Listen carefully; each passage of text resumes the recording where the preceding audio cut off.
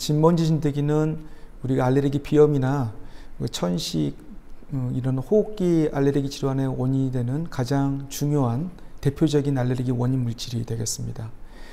진먼지 진드기는 우리 사람의 비듬이나 각질을 먹고 번식하는 것으로 알려져 있기 때문에 우리가 진먼지 진드기를 관리하기 위해서는 진먼지 진드기가 번식하기 좋은 환경을 제거하는 게 가장 필요하겠습니다.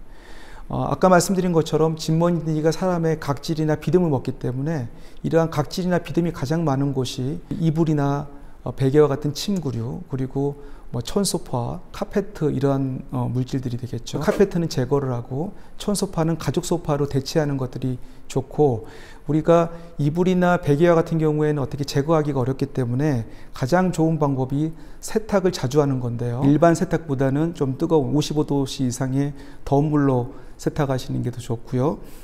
대개는 1, 2주에 한 번씩 세탁하는 게 필요하겠습니다. 세탁이 힘든 베개나 이불 같은 경우에는 가볍게 자주 털고 햇볕 같은 데서 말리는 게 좋고요.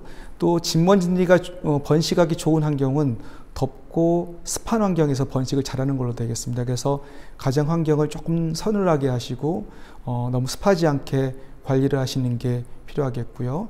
환기를 자주 하시고 또 청소를 자주 하실 필요가 있는데, 청소할 때 고효율의 필터를 가지고 있는 진공청소기로 청소와 환기를 자주 하시는 게 좋겠습니다.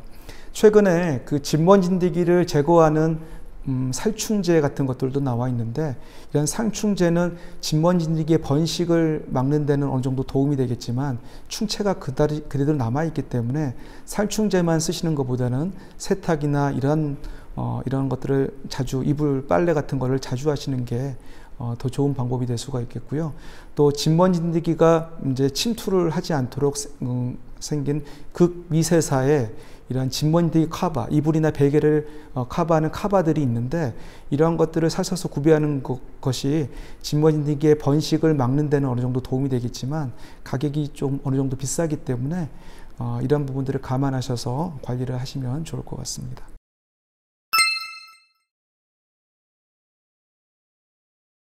우리가 이제 가장 흔한 만성 비염은 알레르기 비염이지만, 비염의 요인에는 꼭 알레르기만 있는 게 아니라 여러 가지 다양한 요인들이 있습니다.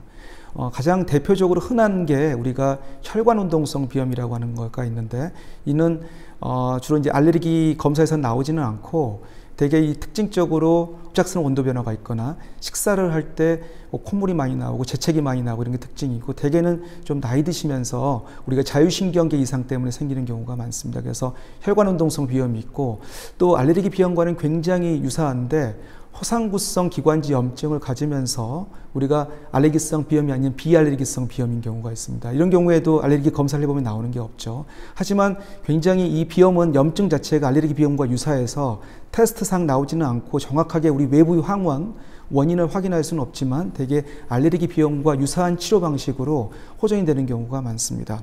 그 밖에도 이제 비염의 원인에는 바이러스나 세균이나 이런 감염성 원인도 있고, 또 약제 유발성 비염도 있고, 호르몬 등에 의해서 유발되는 경우도 있고, 이렇게 또 어떤 수술이나 코에 여러 가지 약물을 쓰시면서 위축성 비염이 생기는 경우도 있고, 그래서 다양한 비염이 있기 때문에 비염의 원인은 꼭 알레르기만 있는 게 아니라 여러 가지 다양한 요인들이 있다는 걸 알고 계시면 좋을 것 같고요. 혹시라도 이제 비염이 있는데 알레르기 검사에서 나오지 않는 경우라면 좀 전문가와 상의하셔서 적절한 치료를 받으시는 게 좋겠습니다. 알레르기 비염이 있다면 우리가 알레르기 항원을 코 점막뿐만 아니라 우리가 눈이나 이런 안구 점막에도 노출이 되기 때문에 안구 증상, 눈도 가려운 안구 증상이 생기고, 이런 게 이제 오래되다 보면 눈에 결막염 같은 게 생길 수가 있습니다. 그래서 눈 가려운 증상이 생기는데요. 대개 알레르기 비염 환자의 70에서 80% 정도, 상당히 많죠.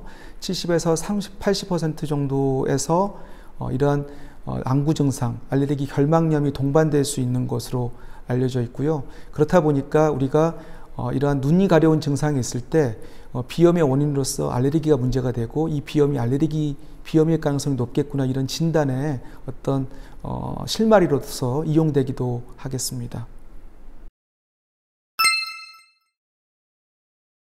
원인을 확인하기 위해서 병원에 찾아가시는 것도 좋은데, 이제 알레르기 비염 같은 경우에는 그 알레르기 비염 증상이 간헐적으로 아주 드물게 있고 증상이 심하지 않다면 일단 환경요법이나 필요한 경우에만 약물 치료를 본인이 항히스타민제 같은 것들이 일부 이제 일반 의약품으로도 있기 때문에 그런 것들을 복용하면서 본인이 조절을 할 수가 있겠습니다.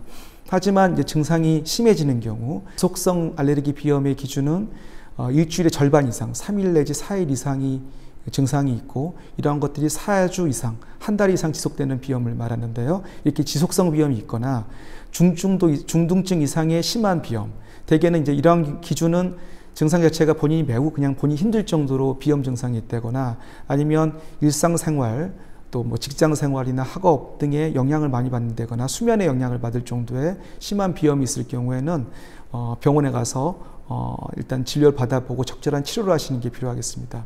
그 밖에 이제 비염 환자가 다른 동반 증상, 대개 이제 우리가 합병증으로 많이 오는 게 부비동염이죠. 그래서 축농증처럼 이제 코에서 분비물들이 누렇게 나온다거나 냄새가 난다거나 코 옆에 주변에 부비동에 통증이 있다거나 뭐 열이 좀 열감이 있다거나 이런 증상이 있다 그러면 치료를 좀 병원에 가서 적절한 항생제 치료나 이런 적절한 치료를 받는 게 필요하고, 비염 중에 이제 비염이 지속적이고 중증도가 심할수록 천식 동반율이 높습니다. 그래서 단순히 비염만 있는 게 아니라 기침이 오래 간다거나 아니면 쌕쌕거리거나 숨찬 증상, 천식이 의심되는 증상이 있다면 이 역시 병원에 가서 적절한 진료를 받고 치료를 받아보실 필요가 있겠습니다. 경구 항히스타민제만 먹고 있는데도 콧물, 코막힘이 잘 조절되지 않고 치료가 안 된다면 여러 가지 가능성을 생각을 해볼 수가 있습니다.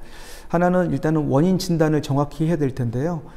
비염의 원인이 단순히 알레르기 요인만 있는 게 아니라 다른 요인이 있을 수 있기 때문에 콧물, 코막힘에 다른 요인이 있는지를 평가를 해보시는 게 필요하겠고요. 이러한 경우에는 인근 병원, 이비인후과나 내과 같은 데 보셔서 진료를 받아보시고 적절한 진단을 받아보시는 게 필요하겠습니다. 만약에 알레르기 비염인데 경구 항히스타민제, 먹는 항히스타민제만 가지고 조절이 되지 않는다면 원인이 있는 알레르기 항원에 노출이 너무 과하게 많이 있는지 어떤 환경요법을 먼저 해보시는 게 좋겠고요. 약물 치료 면에 있어서는 중증도가 심한 알레르기 비염의 경우에는 단순히 경구 항히스타민제만 갖고는 조절이 안 될 수가 있습니다. 이러한 경우에는 코에 뿌리는 스테로이드 분무제를 좀 사용할 필요가 있겠고요.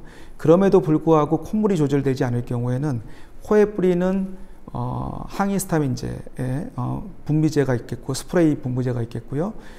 그 밖에 이제 코에 뿌리는 항콜린제라고 하는 콧물에 특히 효과가 있는 그런 스프레이 분무제가 있겠습니다. 그래서 이러한 것들을 사용해 볼 수가 있고, 코막힘이 조절이 되지 않을 경우에는 우리 경구 뉴코트리엔 기량제, 뉴코트리엔 조절제라는 경구 약이 있는데요. 이러한 것들이 코막힘에, 알레르기 비염 코막힘에 좀 더 효과가 있을 수 있고, 코막힘만 조절이 되지 않을 경우에는 경구 비충혈 억제제를 사용한다거나, 먹는 양뿐만 아니라 코에 뿌리는 약이 있는데 이 코에 뿌리는 비충혈 억제제는 굉장히 효과는 좋지만 일주일 이상 장기간 사용할 경우에는 이 자체가 비염을 일으키고 나중에는 반동 영상으로 오히려 코막힘을 더 유발할 수 있기 때문에 반드시 일주일 이내로 단기간에 한해서 사용하는 게 필요하겠습니다.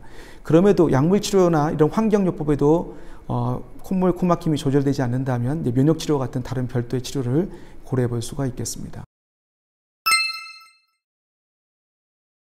알레르기 면역요법은 근본적으로 우리 알레르기 체질을 변경시키는 과학적으로 입증된 유일한 치료법인데요. 알레르기가 있을 경우에 우리가 감작된, 예민해져 있는 항원을 점차적으로 늘려서 주입함으로써 예전에는 우리 항원을 노출했을 때 알레르기 반응이 생기지만 점차 노출하다 보면 어느 정도 우리가 내성이 생기게 되죠. 그래서 이러한 내성이 생기는 과정을 우리가 알레르기 항원이 노출이 돼도 너그럽게 관용을 베푼다고 그래서 전문적인 용어로서는 면역 관용이라고 하는데, 이러한 면역 관용이라는 걸 유도를 해서 알레르기 항원을 노출을 해도 알레르기 증상이 생기지 않게 뭔가 근본적으로 체질 개선을 하는 어떤 치료법이라고 말씀드릴 수 있습니다.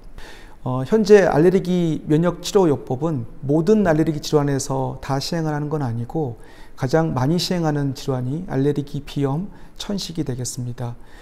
현재 두 가지 치료 방법이 있는데 100년 이상 고전적으로 많이 치료해오던 방법이 피하 주사 면역 치료 요법이 있고 약 한 20년 전부터 국내 도입돼서 치료하고 있는 설화 면역 요법이라는 방법이 있습니다. 알레르기 면역 요법은 일단은 그 단기간 우리가 약물 치료처럼 단기간 해서 치료할 수 있는 방법은 아니고 대개 한 번 시작을 하게 되면 평균 3에서 5년 정도의 치료가 필요합니다. 그래서 이러한 알레르기 면역요법에 적응이 될지 여부나 이런 것에서는 알레르기 전문가를 찾으셔서 상담을 해 보실 필요가 있겠습니다.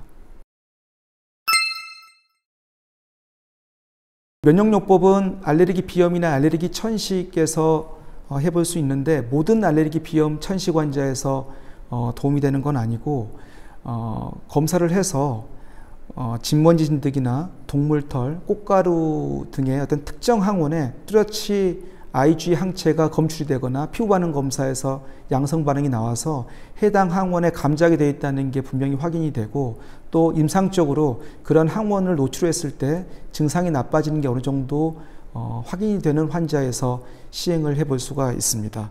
현재 모든 항원에 대해서 다 시행하지는 않고 있고 가장 활발하게 시행되고 있는 알레르기 항원은 진먼지 진드기, 동물털, 꽃가루 그리고 곰팡이 항원이 되겠습니다.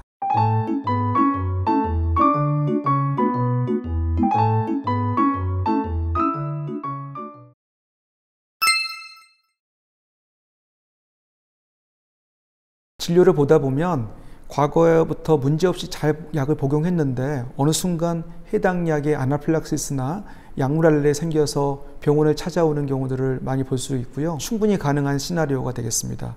그 이유는 워낙에 고전적으로 근본적으로 알레르기라고 하면 이게 전혀 예전부터 노출이 없었던 물질에 생기는 게 아니라 과거에 어느 정도 노출이 되다가 그 약에 알러지가 생길 수 있는 어떤 소인을 갖고 있는 특정인이 그 약을 어느 정도 먹었을 때 어느 순간에 해당 약에 우리가 예민해진다고 그러죠. 감작된다고 하는 표현을 쓰는데 감작이 되면 그 약과 반응하는 알레르기 항체가 몸에 생기게 되고요.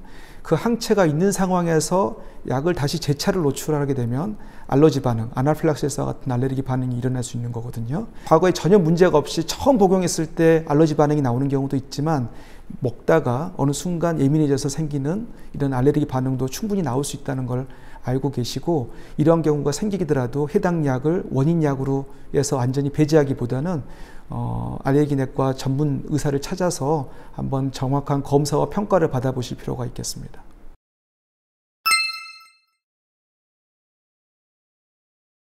어떤 약으로 아나필락시스를 겪었다면 일단 약물 알레르기가 있는 병력이 있는 환자라고 볼 수 있을 텐데요.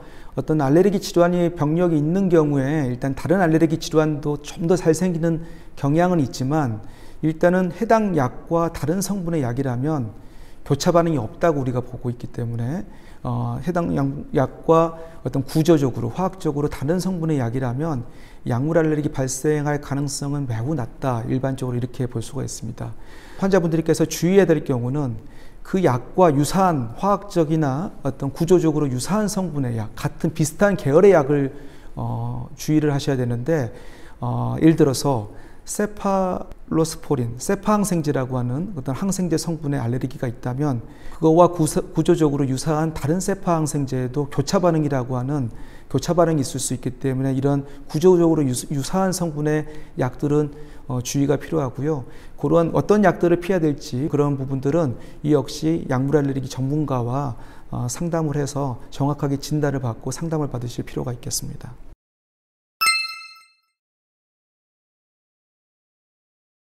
코로나 백신에 의해서 생기는 알레르기는 주로 코로나 백신 성분 자체보다는 코로나 백신에 들어가 있는 첨가물 성분, 특히 이제 mRNA 백신, 화이자나 모더나와 같은 mRNA 백신에는 PEG, 폴리에틸렌 글리콜이라고 하는 첨가물 성분이 들어가 있고 아스트라제네카나 얀센, 노바백스와 같은 백신에는 폴리솔베이트와 같은 첨가물이 들어가 있는데 이러한 PEG나 폴리솔베이트와 같은 첨가물에서 주로 알레르기가 발생하는 것으로 알려져 있습니다. 대부분의 약물 알레르기 경우에는 이러한 PEG와 폴리솔베이트와 관련 없는 약물 알레르기이기 때문에 코로나 백신 접종에 문제가 없는 경우가 다수가 되겠습니다.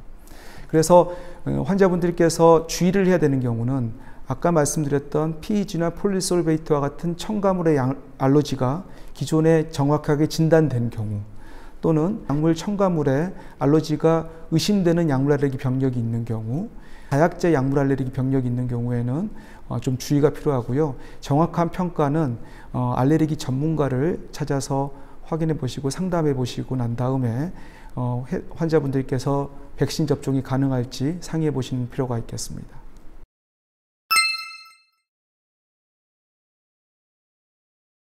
약물 알레르기는 한번 발생을 하면 시간이 지나면서 없어지는 경우도 드물게 있지만, 대개의 경우에는 그 감작된 상태가 해당 약물에 예민해진 상태죠. 체내에 남아서 오랫동안 지속이 되고 다수의 경우에 평생 동안 지속되는 경우도 많습니다. 그래서 오래전에 발생했더라도 시간이 지난 다음에도 만약에 그 약물에 대해서 정확한 알레르기에 대해서 평가가 필요하거나 아니면 어떤 약을 사용하셔야 되는데 해당 약물 알레르기 때문에 문제가 되는지 평가가 필요하시다면 지금이라도 진료를 받아보실 필요가 있겠습니다.